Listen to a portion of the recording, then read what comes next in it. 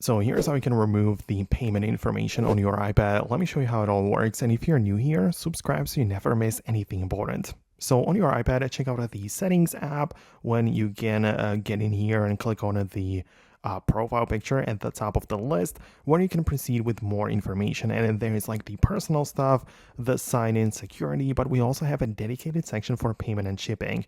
Right, and you can get inside. It might take a while to load up. Perhaps you'll need to like scan your face to get inside, and in there you can basically just manage your Apple Pay or whatever information you have available.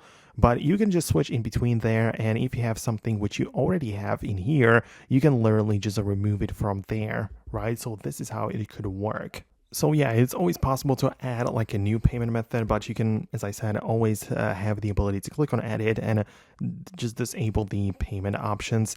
If they are expired, for example, you can remove that, or you can also just delete it altogether to just stop having any access to it. So that is how you can basically do it. There isn't much that you should be like struggling with. So if it doesn't work or something came along the way and changed things, let me know about it below. Perhaps I'll make an updated video about it. But thanks a lot for watching for now, and I'll see you later in those upcoming tutorials and videos like this one. So thanks a lot, and I'll see you then.